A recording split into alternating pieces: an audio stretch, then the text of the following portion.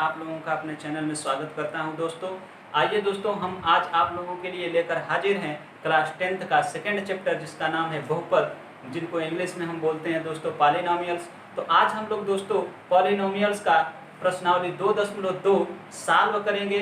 तो दोस्तों आइए हम शुरू करते हैं प्रश्नावली 2.2 का पहला क्वेश्चन। पहले क्वेश्चन में दोस्तों कुल 6 क्वेश्चन है। 6 क्वेश्चन को आराम से हम डिस्कस करेंगे।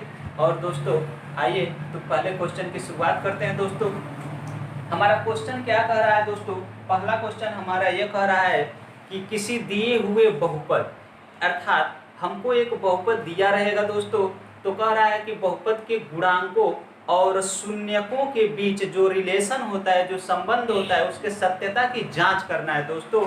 तो हम लोगों ने इसके पिछले क्लास में दोस्तों पढ़ लिया है कि गुणांक क्या होते हैं और शून्यक क्या होते हैं। तो दोस्तों गुणांक और शून्यक में रिलेशन भी क्या होते हैं ये भी हमने पढ़ लिया है। आज दोस्तों हमें सत्यता की जांच करनी है कि क्या जो रिलेशन है, रिलेशन को फॉलो कर रहा है। तो दोस्तों हम शुरुआत करते हैं पहले क्वेश्चन से। सबसे पहले क्वेश्चन करने से पहले हम समझते हैं कि इसका कॉन्सेप्ट क्या है और हमें करना क्या होगा सवाल में। तो दोस्तों देखिए, हमको एक बहुपद दिया होगा। बहुपद जैसे आप जानते हैं द्विघात बहुपद ax² + bx + c, एक हमको बहुपद दिया होगा। और बहुपद दिया होगा दोस्तों तो हमको इसके गुणांक देखने हैं। तो गुणांक आपको पता है x² का गुणांक है दोस्तों a है और x का गुणांक b है और एक अचर पद जिनको हम c बोल सकते हैं दोस्तों। ax² + bx + c में यहाँ आपका गुणांक है x² का गुणांक a और x का गुणांक b और अचर पद c। शून्यक हम जानते हैं दोस्तों, शून्यक क्या होता है? शून्यक निकालने के लिए दोस्तों क्या करेंगे, इस द्विघात बहुपद का गुणनखंड करेंगे दोस्तों। जैसे द्विघात बहुपद का यदि हम गुणनखंड करें, अब मान लीजिए दोस्तों कि दो शून्यक इसके मिलते हैं, जैसे ax² + bx + c को अगर हम गुणनखंड करें तो अगर कुछ इस टाइप से आ जाए दोस्तों, x - बीटा और x - अल्फा, इसका गुणनखंड पहले करेंगे। अगर गुणनखंड कुछ इस टाइप से हमको मिल गया तो उसके बाद क्या करेंगे दोस्तों, x - अल्फा और x - बीटा को = 0 के बराबर लिख लेंगे। तो दोस्तों अगर 0 के बराबर लिख देंगे तो आपको पता है कि दो पद अगर आपस में गुणे में हो और उनका गुणनफल 0 आ रहा है तो कहीं ना कहीं उसमें एक टर्म 0 होगा, तभी गुणनफल 0 आता है। तो दोस्तों यदि हम मानते हैं x - अल्फा = 0 तो x बराबर अल्फा, यानी पहला शून्यक आ गया अल्फा। या दोस्तों यदि हम मानते हैं x - बीटा = 0, दोनों में से कोई एक 0 है, हमको पता नहीं है, तो दोनों बारी बारी से चेक करते हैं दोस्तों। तो x बराबर बीटा, अर्थात दोस्तों यहाँ से समझ लीजिए कि बहुपद के जो शून्यक निकालने हैं ऐसे ही हम शून्यक निकाल देंगे। मान लीजिए एक शून्यक आ गया अल्फा और दूसरा शून्यक आ गया बीटा। अब दोस्तों हम लोगों ने पिछले क्लास में पढ़ लिया है कि शून्यक और गुणांक में रिलेशन क्या होता है। शून्यक और गुणांक में जो रिलेशन होता है दोस्तों, हम जानते हैं कि शून्यकों का जो योगफल होता है, शून्यकों का योगफल बराबर होता है दोस्तों -x का गुणांक बटे x² का गुणांक। अर्थात यहाँ से यह रिलेशन निकल के आ रहा है, अगर एक शून्यक अल्फा और दूसरा शून्यक बीटा है तो योगफल, शून्यकों का योगफल यानी अल्फा + बीटा जो होगा दोस्तों, x का गुणांक यानी माइनस का b हो जाएगा, x² का गुणांक a, यानी पहला रिलेशन a है दोस्तों जो हम पिछले क्लास में पढ़ चुके हैं। अब इसके सत्यता की जांच आज हम सारे सवाल में लेकर करेंगे। दूसरा रिलेशन क्या होता है दोस्तों, शून्यकों का गुणनफल।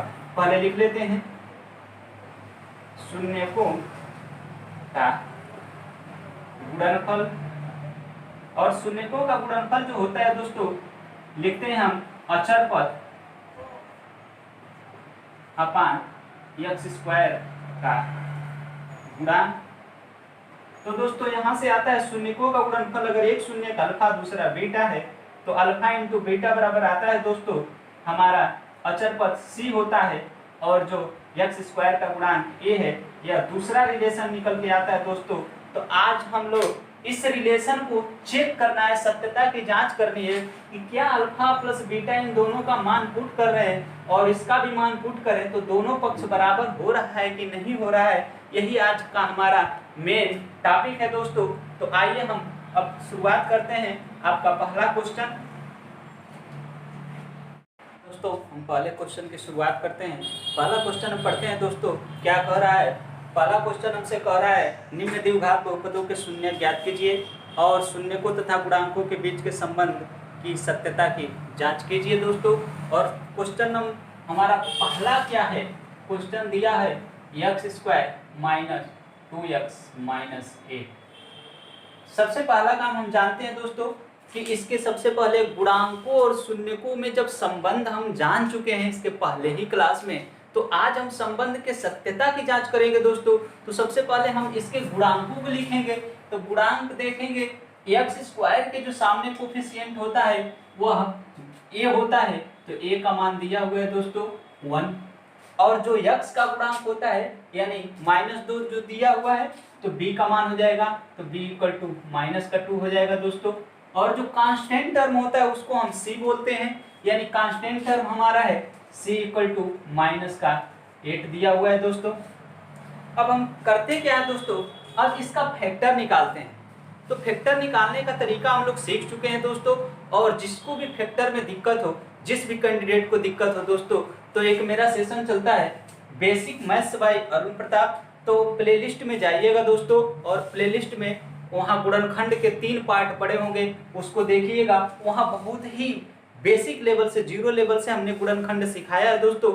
जिस भी कैंडिडेट को दिक्कत है वहाँ से आप गुणनखंड सीख लीजिएगा। हम कोशिश करेंगे दोस्तों यहीं सिखाने के लिए, अगर दिक्कत होगी तो वहाँ से आप हेल्प ले सकते हैं दोस्तों। तो चलिए, सबसे पहला काम क्या होता है, गुणनखंड करते हैं तो बाह्य पदों का आपस में मल्टीप्लाई करते हैं दोस्तों। हम आपको बता चुके हैं जब बाह्य पदों का आपस में मल्टीप्लाई करने के बाद निगेटिव आता है तो क्या करते हैं, पॉजिटिव आता है तो क्या करते हैं। तो देखिए दोस्तों, यहाँ एक्स स्क्वायर का गुणा -8 में करेंगे तो -8x² आएगा। जब माइनस में आता है दोस्तों तो हम जानते हैं कि बीच वाले पद को ब्रेक नहीं करते हैं, यानी दो ऐसी संख्या लेते हैं जिनका अंतर यानी डिफरेंस तो मध्य पद आता है और गुणनफल उनका बाहरी पदों के गुणनफल के बराबर आता है दोस्तों। तो हम देखते हैं कौन कौन सा ऐसा दो टर्म है जिनका अंतर तो -2x आएगा और गुणनफल -8x² आएगा। तो हम जानते हैं दोस्तों, देखिए 4 और 2 में गुणा करिए, 4 दूनी 8, और इन दोनों का जो डिफरेंस होगा हमारा 2 के बराबर होगा। अब यह डिसाइड करना है कि दोनों में एक पॉजिटिव और एक निगेटिव होना चाहिए। क्यों दोस्तों, क्योंकि जब एक पॉजिटिव और एक निगेटिव का डिफरेंस हम लेंगे तभी यहाँ निगेटिव तो आएगा, ठीक है, लेकिन दोस्तों यहाँ निगेटिव मल्टीप्लिकेशन भी चाहिए। तो जब एक पॉजिटिव एक निगेटिव रहेगा तभी हमारा मल्टीप्लिकेशन निगेटिव आएगा, अन्यथा अगर दोनों पॉजिटिव ले लेंगे या दोनों निगेटिव ले लेंगे तो मल्टीप्लिकेशन दोस्तों हमारा पॉजिटिव में आ जाएगा। तो यहाँ पॉजिटिव और निगेटिव डिफरेंस से अंतर नहीं, हमको मल्टीप्लिकेशन में निगेटिव आना चाहिए। तो एक पॉजिटिव एक निगेटिव होगा तभी हमारा मल्टीप्लिकेशन निगेटिव आएगा।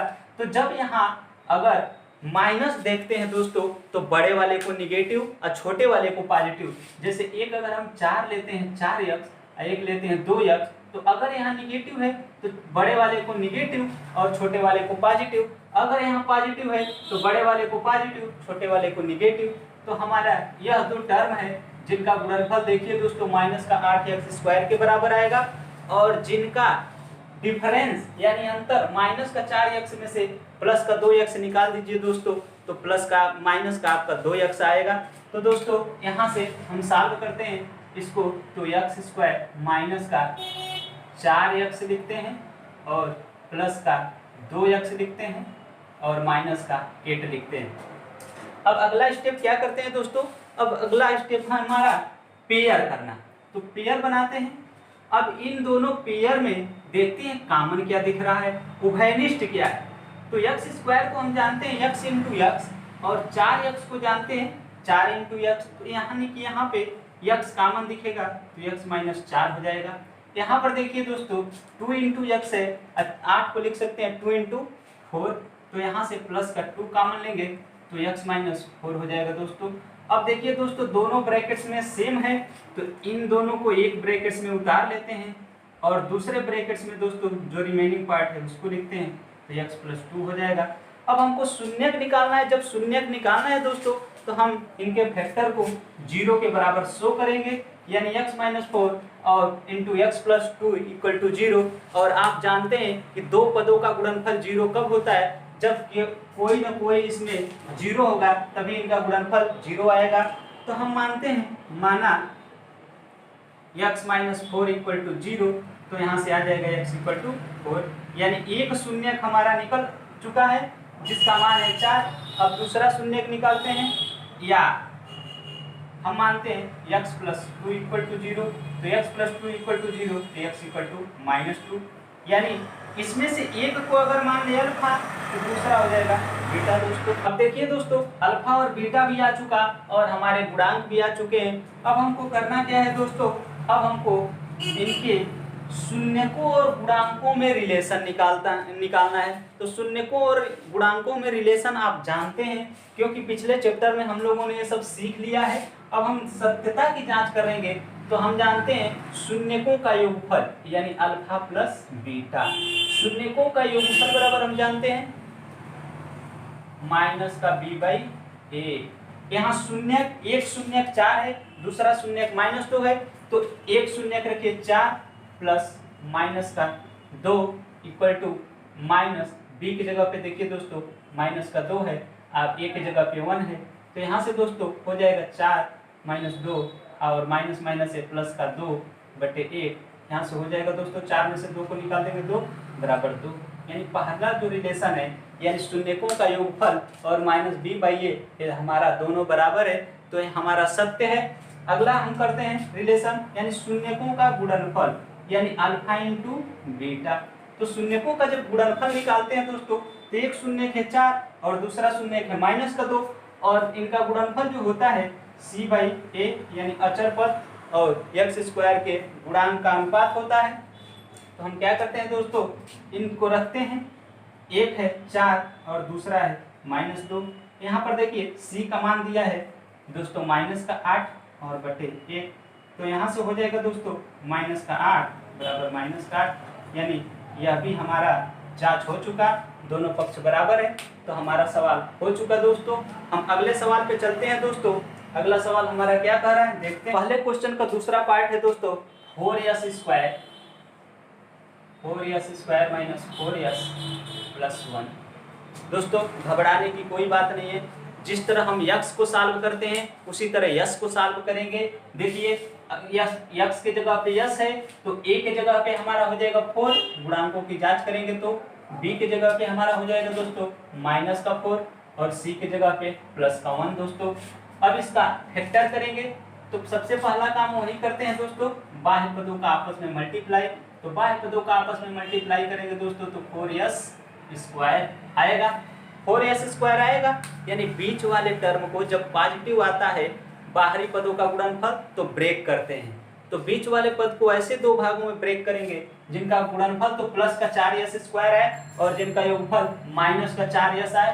तो हम जानते हैं माइनस 2s और माइनस 2s, इन दोनों को जोड़ेंगे तो माइनस का 4s हो जाएगा और इन दोनों का गुणा करेंगे तो माइनस माइनस प्लस 2 दूनी 4 s इंटू s स्क्वायर। तो हम माइनस 2s में इसको ब्रेक कर लेंगे दोस्तों, तो हम लिख लेंगे 4s square minus 2s plus 1।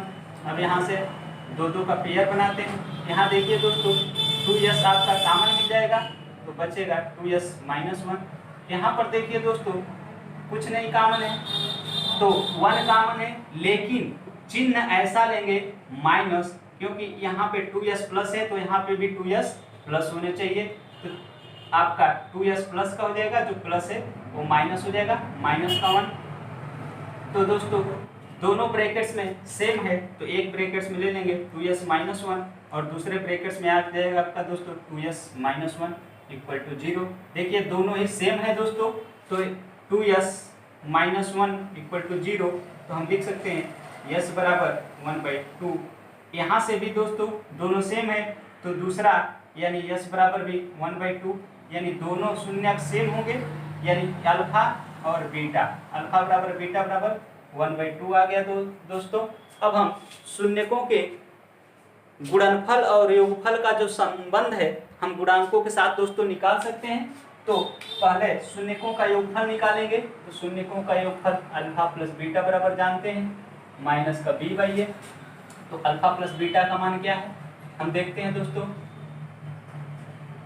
1/2, 1/2, तो 1/2 प्लस 1/2 बराबर माइनस का b का मान है दोस्तों माइनस का 4 और a का भी मान है 4।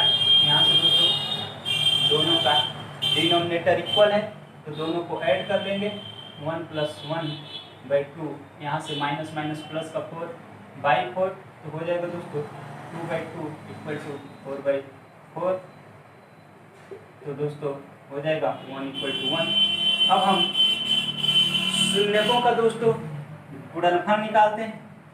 जब शून्यकों का गुणनफल निकालेंगे तो लिखेंगे alpha into beta equal to c/a। तो अल्फा इंटू बीटा यानी अल्फा भी 1/2 है और बीटा भी 1/2 है और c की जगह पे 1 है और a की जगह पे 4 है। इनका गुणा करेंगे, ऊपर का ऊपर नीचे का नीचे, तो 1/4 इक्वल टू 1/4 हमारा हो चुका दोस्तों।